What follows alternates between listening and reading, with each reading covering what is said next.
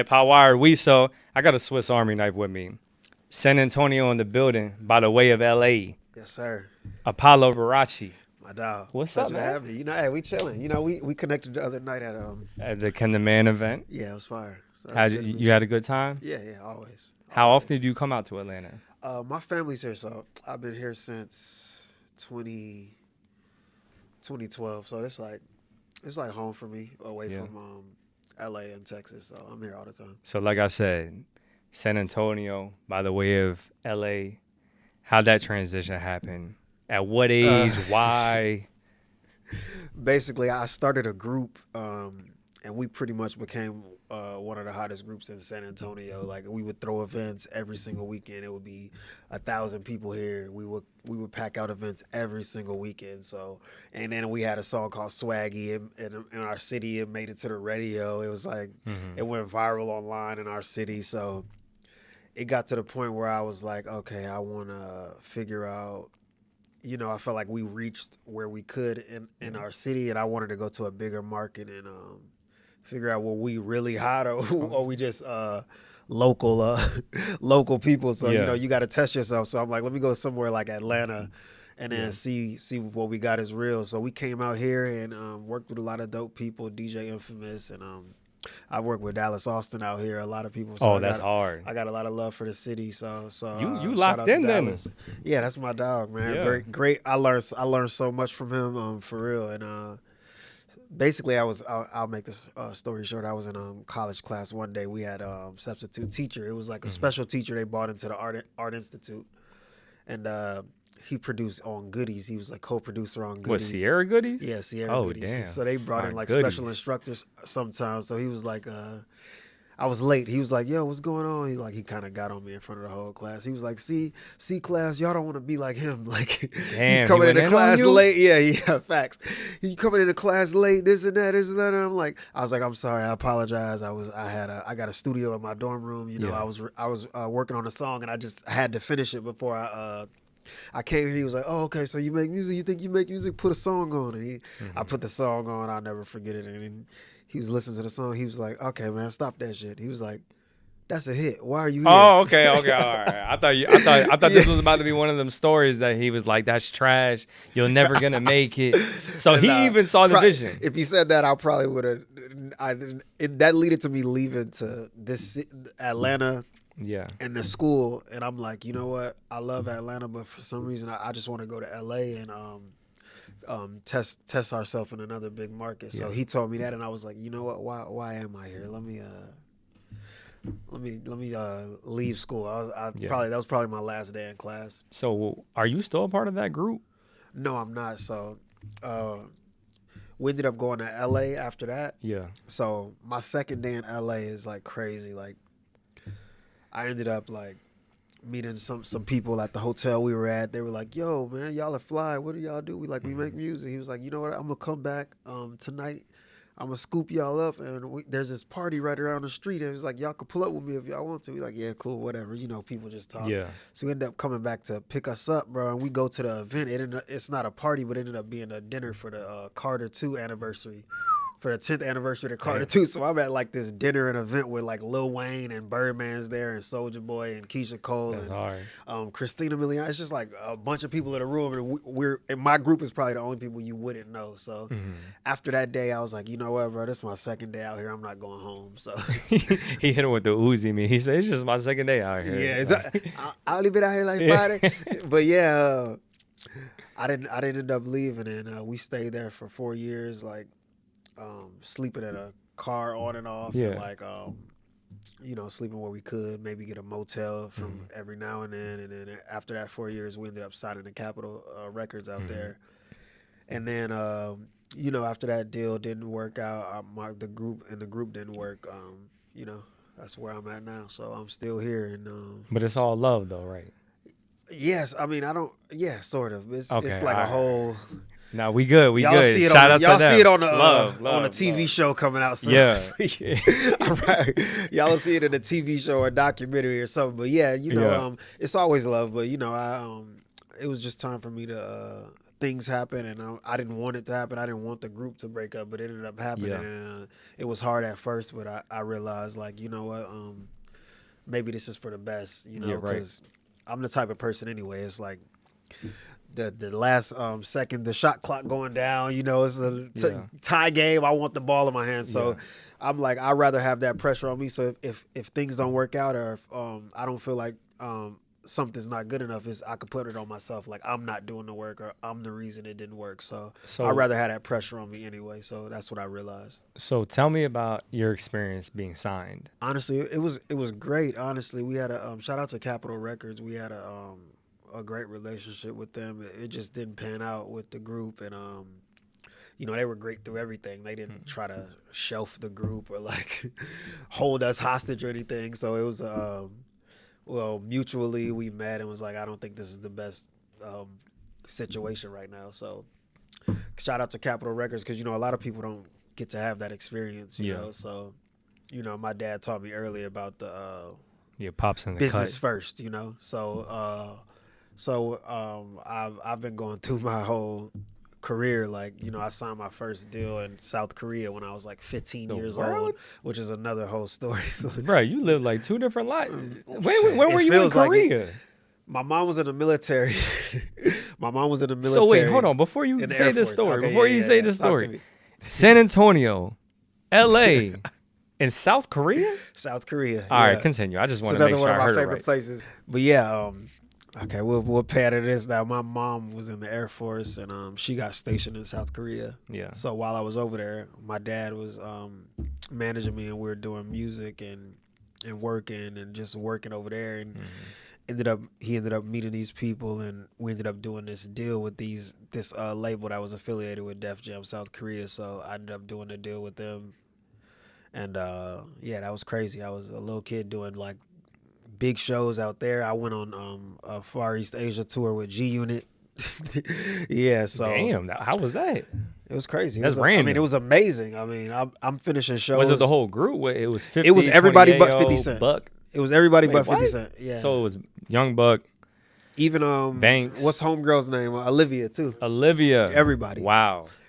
Yeah, shout out to Lloyd Banks too, because I remember talking to him, and he was real cool. I still got all the pictures and everything. He was cool every time, and so was Olivia. They were all really cool people. So that's crazy. That was amazing. It was an amazing opportunity. Yeah, signing autographs for hours. Like as a little kid, just you know, it's just all little things and learning curves that I feel like made me more seasoned as an artist, and now the music I'm coming out with now is kind of embodies all of that, and my style, seasoned, and dressing, and everything is just.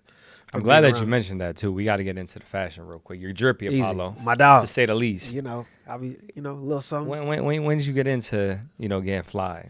I was just a weird little dude, bro. So like, I mean, I was always hung with the popular kids, but I was always kind of, you know, on my own, and was chilling. I talked to everybody, like the goth emo kids. Or did you used to do the jerk? I never jerked. I don't know why. Don't Apollo give you like jerk vibes? Like he about to just sit here and start. I don't know how to feel. I don't know how to feel about that, bro. I do the Dougie though. Dougie is Texas. That's what I'm saying. It's the same I do the Dougie. It is, but the jerk is a little different. It's the same thing. The jerk is Cali. It's the same thing. Nah, it's not. Texas will be offended. Dougie, no, all right, were you cat daddy at any point, Apollo Liberace? I wasn't cat daddy, and that's Cali. That's Cali also. But you'll hit a Dougie. I definitely hit the Dougie. All right, I was Dougie, Jig, and all of that. South Dallas swag. Yeah. Texas, I was in the club, and I was throwing the biggest parties in my city. So, gotcha. But I wasn't jerking though. Yeah, that was the one thing I was like, you know what, that don't look like me. I think that's one step too far. Yeah. But all right, so fashion. The other little nigga in my group was jerking though. Oh, okay, for sure. Pause, but continue. Definitely pause. hey yo, but yeah. So that kind of built on my style, just being even me now being able to travel, and that's what probably gives me that hunger to lead a country and want to see things, for being able to do it when I was 15 years old and you know, seeing different things. But yeah, as far as my style, that definitely is what it was always that I was always just do weird shit, go to school like dressed in crazy shit one day. Nah, I like this outfit though. Even like when I seen you at Kinder Man event at the private listening party, that was the first thing I said. I was like, man, this man drippy. My dog. Super drippy. My dog. I appreciate that. You know, my clothing line out now too, starvingartist.com. Oh, yeah. Make sure y'all get that.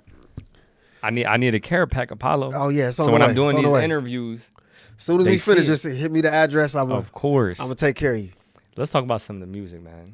What are you working on right now? What should people expect out of Apollo Liberace? Right now, I released a project called Paradise. Shout out to my brother Tyler Yahweh. We got probably my biggest single to date. It's called Paradise. It's out now. Just hit 1 million views on YouTube, and the video's out.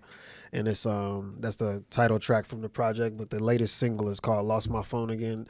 This is kind of like I would call this like not a passion project, but like I like to make different music. So this music is kind of alternative. Okay, hard. Yeah, but right now, what I'm really, really excited about. So make sure y'all get that Paradise project. It's crazy. If you like something to ride to at night and something to vibe to, it's an amazing project, and it's different. If you're tired of listening to everything, that's just feel like everything's the same right now. Go check that out and vibe to it, and hope you like it. But do you have any inspos right now? Some that you're listening to, some artist or sound that you listen to that you're like, it might motivate you or inspire you in your music and your art right now? For me, it's kind of like I never kind of want to let other things affect your. Yeah. I got it. This is what Apollo's saying. F y'all suck. No, I'm playing. But that's how creatives are though. Like I'll put it this way. Go ahead. Robin Thicke, he's like, I'm in the studio with him, which was amazing. Mr. Blur Lines. You know what I'm saying? Yeah. Like I'm in Malibu at his house. Paint the picture. He told me, he was like, you're like me. You know what I mean? He was like, you just like me. Did he have shades on when he was saying this?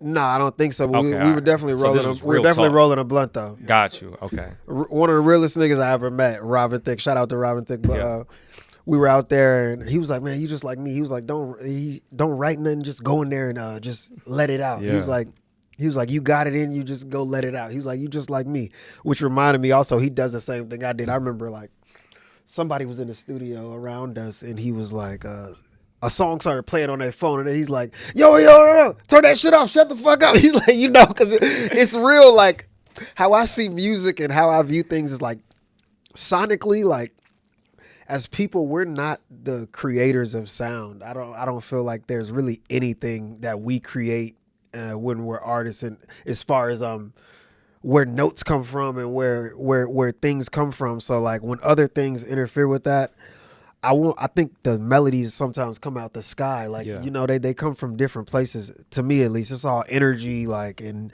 different things, and you could be feeling a certain way. So like once one thing like interferes with that, it'll change like your whole mindset and energy up, or what you hear or your thought process. So no, I don't really try to think about any other artists when before I create, but it's definitely artists that I love though, that are my favorite artists. Like I love James Blake, and that was gonna be one of my last questions. Like what are some artists that you would love to get in the studio with?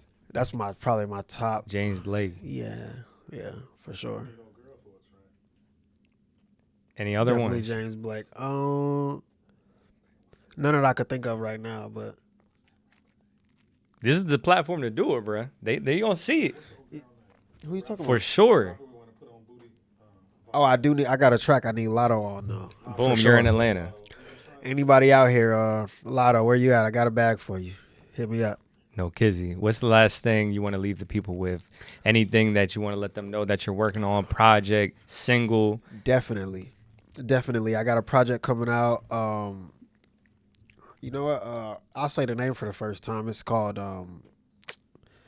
Absolute Cinema is the name of my new project. It's produced by, to me, the greatest producer in the world, the new Quincy Jones, Lawrence Dobson, multi-Grammy winner.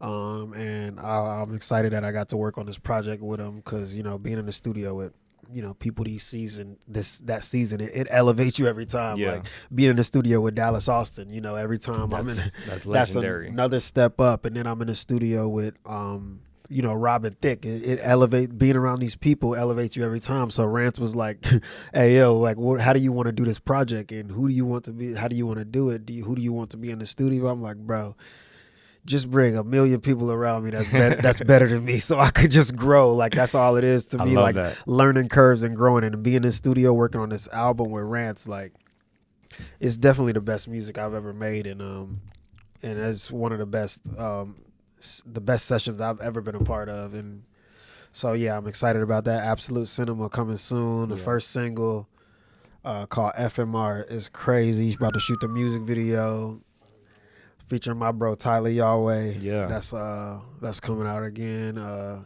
soon. Yeah, so I'm excited.